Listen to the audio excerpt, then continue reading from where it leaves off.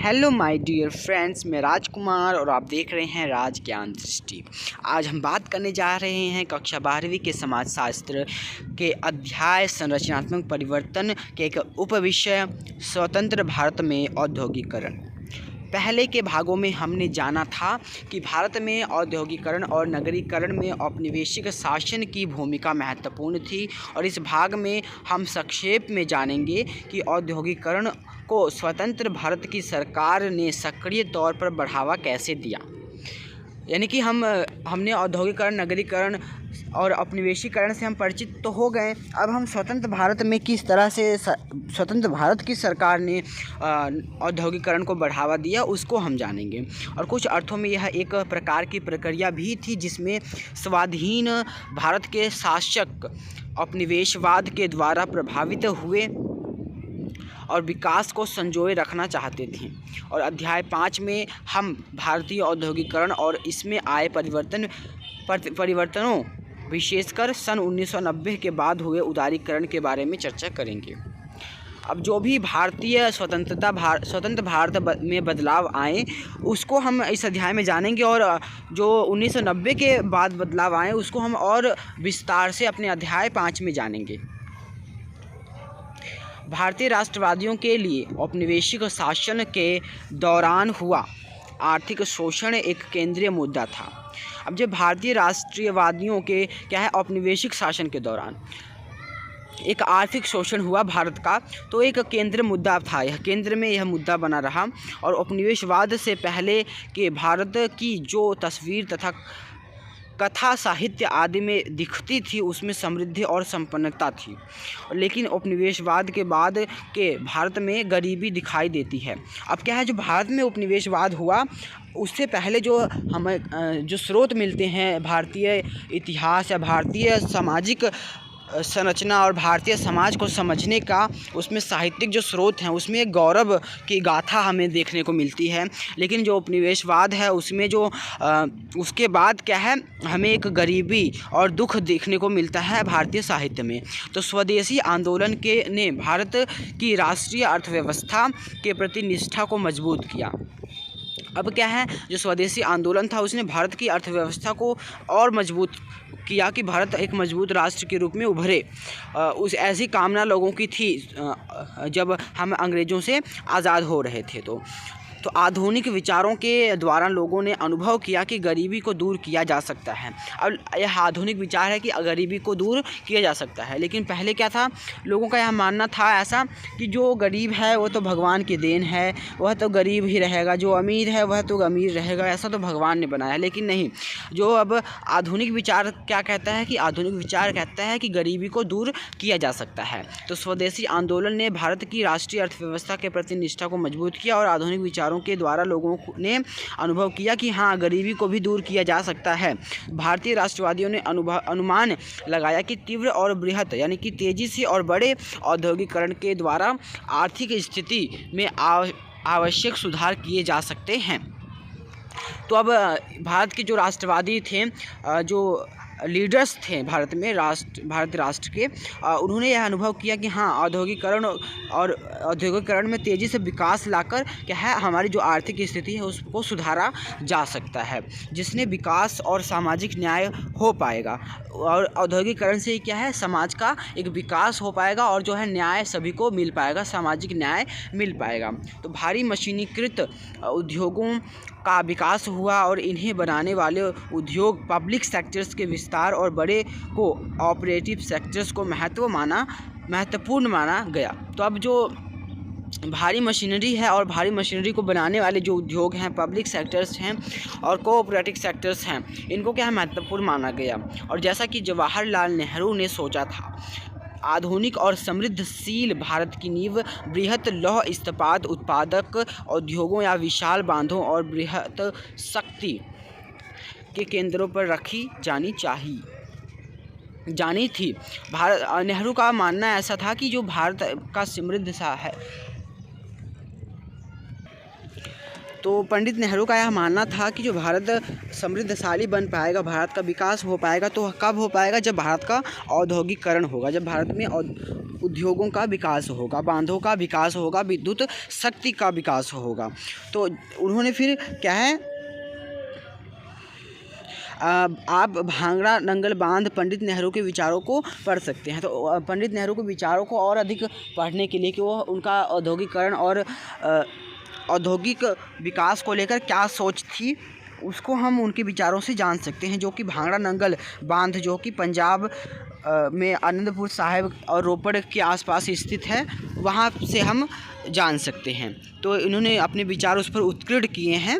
हमारे अभियंता यह बताते हैं कि संभवतः इसके जैसा विशाल ऊंचा बांध दुनिया में और कहीं नहीं है और इसके कार्य में कठिनाई और जटिलताएं दिखाई देती हैं। जब मैं इसके आसपास घूम रहा था, मैंने मन में यह विचार किया और मन में विचार आया कि इन दिनों बड़े मंदिरों और मस्जिदों और गुरुद्वारों में मानवीय कल्याण के लिए कार्य करते हैं और इस विशाल भांगड़ा नंगल से बेहतर और बड़ा कौन सा स्थान होगा जहां हजारों लाखों लोगों ने एक साथ काम किया और लोगों ने यहां अपना खून पसीना बहाया और यहां तक कि प्राण भी त्याग दिए, और इससे अच्छी और कौन सी जगह होगी। तो नेहरू ने बांधों और उद्योगों इन सभी को क्या है, एक मंदिर बताया, आधुनिक भारत का मंदिर बताया। तो इस तरह से हमें पता लगता है कि उन्होंने कितनी महत्वता दी आधुनिक उद्योगों को और औद्योगिकरण को। अब हम यहाँ पर बॉक्स 1.9 को पढ़ेंगे। सन 1938 में स्वतंत्रता के तकरीबन एक दशक पहले, अब 1938 हमें स्वतंत्रता मिलने से करीबन 10 साल पहले क्या राष्ट्रीय योजना समिति नेशनल प्लानिंग कमेटी का गठन हुआ,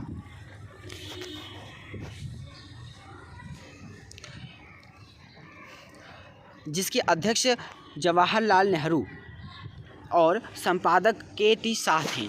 अब यह क्या है, गठन हमने आज़ादी मिली उससे पहले 10 वर्ष पहले ही हमने अपनी एक नेशनल प्लानिंग, हमारे देश का विकास किस तरह से होगा, राष्ट्र का विकास किस ढांचे पर होगा, किस स्वरूप में होगा, उसकी हमने एक समिति गठित कर ली थी और जिसके अध्यक्ष पंडित नेहरू थे और के.टी. शाह उसके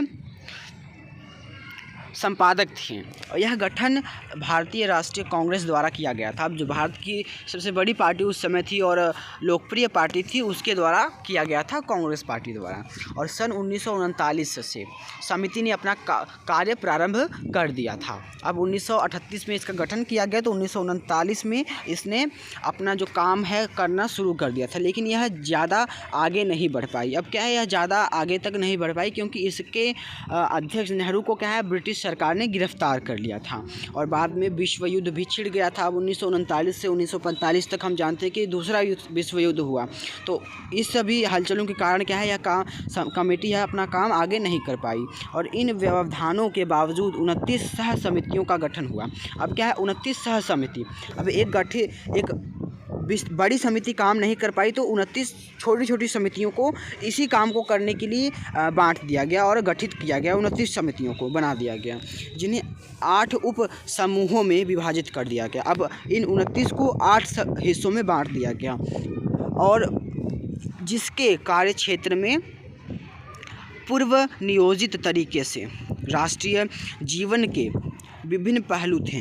अब क्या है, जो हमारे राष्ट्र के जीवन के विभिन्न पहलू हैं, लोगों के जीवन यापन करने के विभिन्न पहलू हैं, उस समिति के विचाराधीन क्षेत्र निम्नलिखित हैं। अब जो यह समिति थी जो नेहरू द्वारा अध्यक्षता में चलाई जा रही थी, वह तो आगे काम नहीं कर पाई, लेकिन क्या है, उसी समिति के जो काम को है आगे बढ़ाने के लिए है 29 सह समिति, उसी समिति के 29 और समितियों का गठन कर दिया गया। जो समिति जिसके काम के क्या उद्देश्य थे, क्या करना चाहती थी, उसको हम इन बातों से पढ़कर हमें पता लगता है। तो उसका क्या है, काम था कृषि और उत्पादन के लिए अन्य प्राथमिक साधन।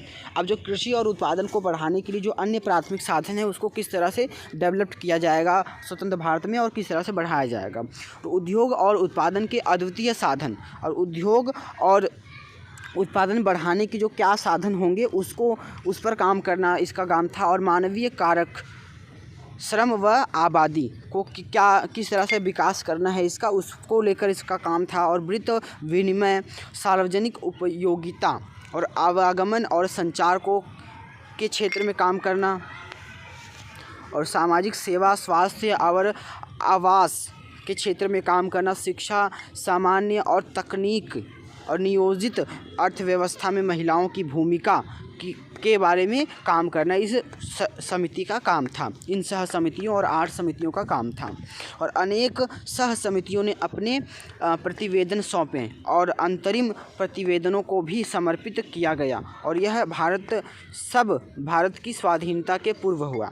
और सन 1948-49 में अनेक प्रतिवेदन प्रकाशित हुए, और मार्च 1950 में भारत सरकार के प्रस्ताव पर योजना आयोग का गठन हुआ, जो आयोग के क्रियाकलापों के लिए प्रमुख प्रतिबिंदुओं को परिभाषित करता था। तो भारत आज़ाद नहीं हुआ था, उससे पहले ही दूरदर्शिता दिखाते हुए भारतीय स्वतंत्रता सेनानियों और भारतीय जो नेतृत्व करने वाले जो नेता थे, उन्होंने क्या है अपने राष्ट्र की विकास के लिए प्लानिंग करनी और योजनाएं बनानी शुरू कर दी थी। तो जिससे हमें पता लगता है कि क्या कहते हैं कितने वह अपने राष्ट्र और राष्ट्र राज्य के विकास को लेकर चिंतित थे और अग्रसर थे। तो अब जब भारत आज़ाद हुआ तो 1948 और 49 में क्या हुआ, इस प्रतिवेदन को प्रकाशित किया गया। जो भी इन समितियों ने अपने रिपोर्ट्स सौंपी थी उनको प्रकाशित किया गया। और 1950 में फिर भारत सरकार ने क्या है, एक योजना आयोग, उसी समिति का एक हम रूप समझ लेते हैं, जो कि संवैधानिक एक तरह से असंवैधानिक है, लेकिन एक तरह से सरकारी संगठन है, जो कि सरकार को सलाह देता है कि सरकार को किस तरह से विकास क्षेत्र में काम करने चाहिए और किस तरह के बदलाव लाने चाहिए। तो उन सभी बिंदुओं को परिभाषित करता है यह योजना आयोग। अब स्वतंत्र भारत में नगरीकरण। अब स्वतंत्र भारत में नगरीकरण का किस तरह से विकास हुआ उसको हम जानेंगे। अब तक हमने जाना स्वतंत्र भारत में औद्योगिकरण, अब हम जानेंगे स्वतंत्र भारत में नगरीकरण। आपको भारत में निरंतर बढ़ रही नगरीकरण की प्रक्रिया के बारे में तो ज़रूर पता होगा। अब भारत में ऐसा नहीं है कि नगरीकरण तब हुआ था, आज भी हर पल हर दिन नगरीकरण बढ़ रहा है। और हाल ही के वर्षों में बढ़ते हुए भूमंडलीकरण द्वारा शहरों के अत्यधिक प्रसार और परिवर्तनों की जानकारी भी होगी। अब आजकल जो है भूमंडलीकरण यानी कि ग्लोबलाइजेशन किस तरह से बढ़ रहा है। आजकल गांव में बैठा व्यक्ति कहीं भी दुनिया के किसी भी क्षेत्र से जुड़ सकता है, दुनिया के किसी भी हिस्से से जुड़ सकता है। तो यह क्या है, ग्लोबलाइजेशन है और निरंतर हो रहा परिवर्तन है। और अध्याय 6 में इसके बारे में विस्तार से चर्चा की जाएगी, हम अध्याय 6 में और अधिक से जानेंगे। तो भारत क्या है, 21वीं शताब्दी के नगरीकरण की प्रक्रिया की दर अत्यधिक तीव्र होती नज़र आती है। हम जब 2001-2011 की जनगणना को नज़र में डालते हैं, दौड़ाते हैं नज़र, तो हमें पता लगता है कि किस तरह से जो नगरीकरण की जो रफ्तार है भारत में तेज़ी के साथ बढ़ रही है। तो भारत सरकार की स्मार्ट सिटीज़ की महत्वाकांक्षी योजना इस गति को तीव्र करने में महत्वपूर्ण योगदान देती है। अब कुछ सरकारें हैं जो इस तरह स्मार्ट सिटीज़ की तर्ज पे योजनाएं चलाती हैं, जो कि और नगरीकरण को तीव्र करने में सहायक होती हैं। यहाँ हम समाजशास्त्रीय दृष्टिकोण से भारत में नगरीकरण के विभिन्न प्रकारों को देखेंगे। अब हम यहाँ पर नगरीकरण के समाजशास्त्रीय दृष्टिकोण से भारत में नगरीकरण के क्या क्या प्रकार हैं उसको हम जानेंगे। तो आज़ादी के बाद के 2 दशकों में भारत में नगरीकरण की प्रक्रिया का प्रभाव स्पष्ट रूप से देखने लगा था। अब आज़ादी के 2 दशकों बाद यानी कि हम 60-70 के दशक में देखते हैं तो हमें स्पष्ट रूप से जो है नगरीकरण बढ़ता हुआ दिखता है। तो नगरीकरण अनेक प्रकारों से हो रहा था, और नगरीकरण जो हो रहा था उसके क्या प्रकार थे, कितने प्रकार थे, क्या कारण थे, उसको हम जानेंगे। तो इस प्रकार व्यक्त करते हुए समाजशास्त्री M.N.A. राव क्या कहते हैं ने लिखा है कि भारत के कई गांव भी तेज़ी से बढ़ रहे हैं और नगरीकरण के प्रभाव में आ रहे थे। अब नगरीकरण प्रकृति का प्रभाव गांवों का शहर या नगर से कैसा संबंध है पर निर्भर करता है। उन्होंने 3 भिन्न प्रकार के नगरीय प्रभावों की स्थिति की व्याख्या की है। अब जो नगर की प्रकृति का जो प्रभाव है गाँव का शहर पर और नगर से कैसे संबंध रखता है, उसको क्या है 3 हिस्सों में विभाजित किया है M.N.A. राव ने।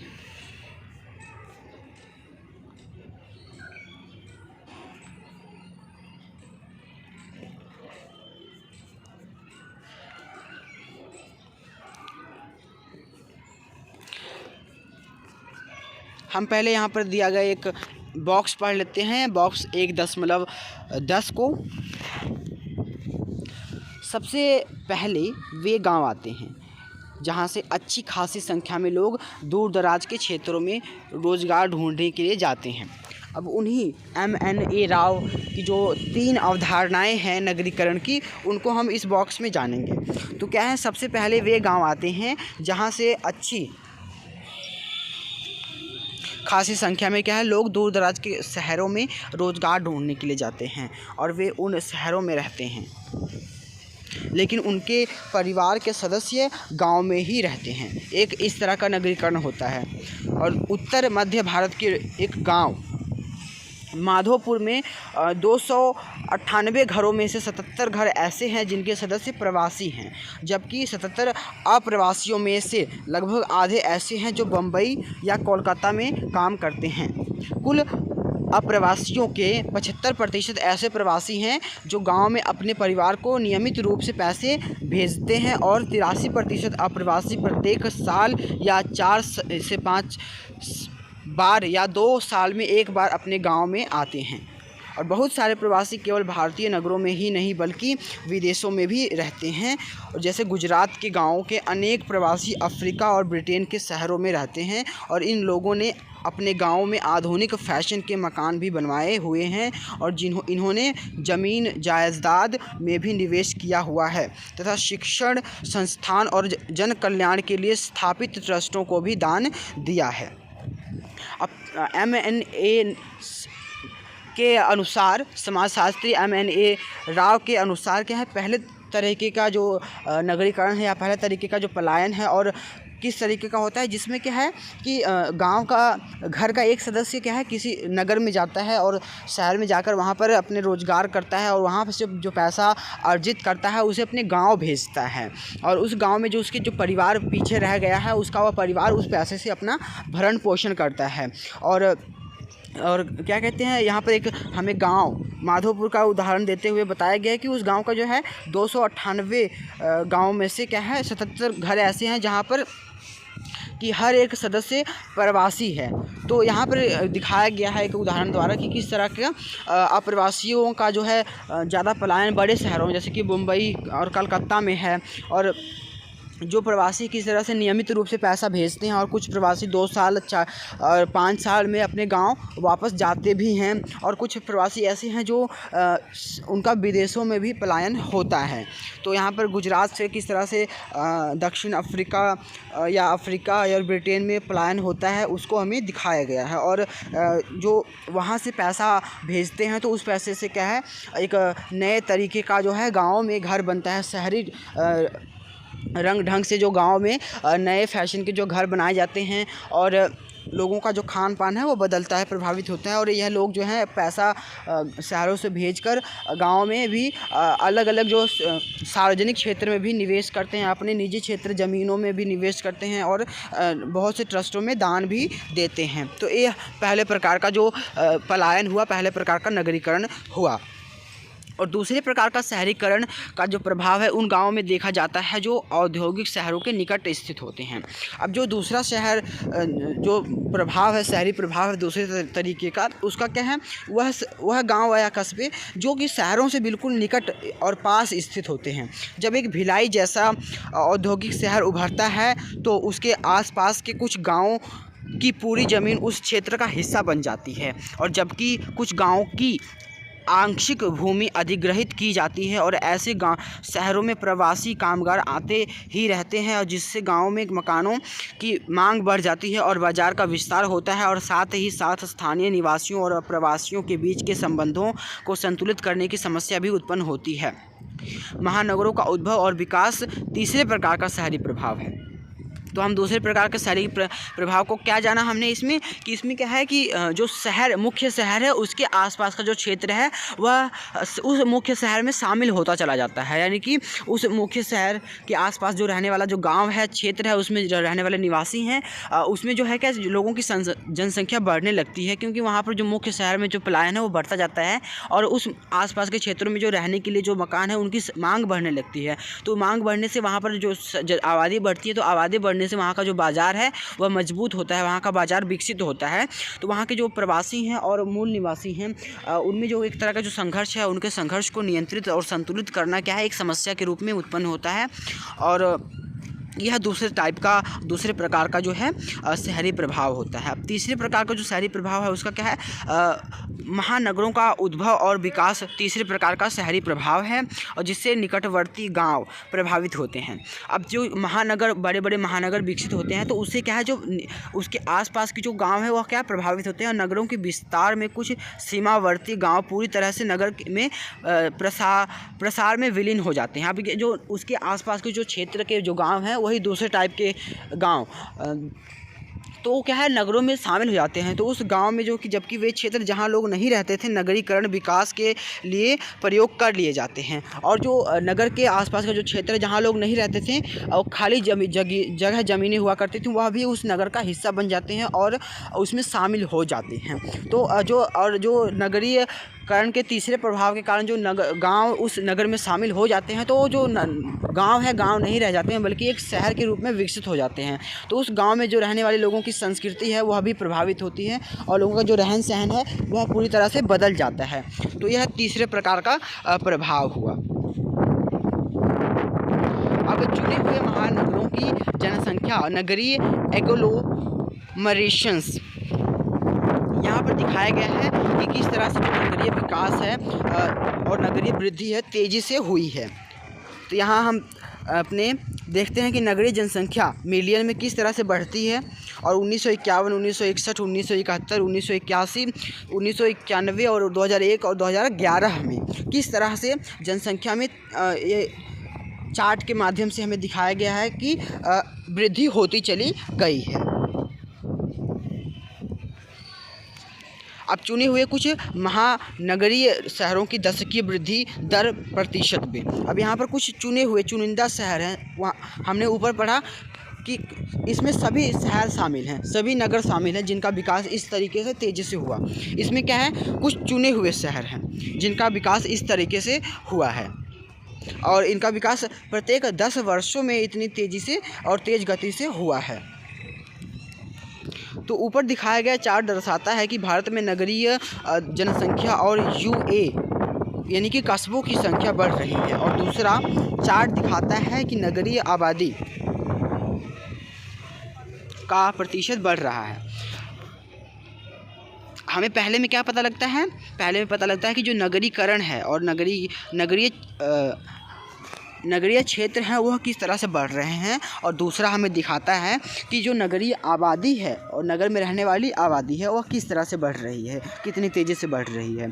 तो दूसरा चार्ट दिखाता है, ठीक है, इस बात को। लेकिन नगरीय जनसंख्या की दशकीय वृद्धि दर जनसंख्या के घटने की प्रवृत्ति को दिखा रहा है। अब क्या है, जो नगरीय जनसंख्या में दशकीय वृद्धि है, बढ़ रही है, वह क्या जनसंख्या की प्रवृत्ति को घटने की प्रवृत्ति को भी दिखाता है। तो 1951 में अब भारत की जनसंख्या के 17.29%, जो भारत की कुल जनसंख्या थी उसका 17.29%, यानी कि 62.44 मिलियन लोग क्या है 2843 या 2843 कस्बों में रहा करते थे। जबकि 2011 में क्या है, जनसंख्या के 31.16% अर्थात 3707 माफ़ कीजिएगा 377.10 मिलियन लोग क्या है 7935 कस्बों में रह रहे हैं। तो क्या है, कितनी ज़्यादा अंतर और कितनी ज़्यादा वृद्धि हुई है।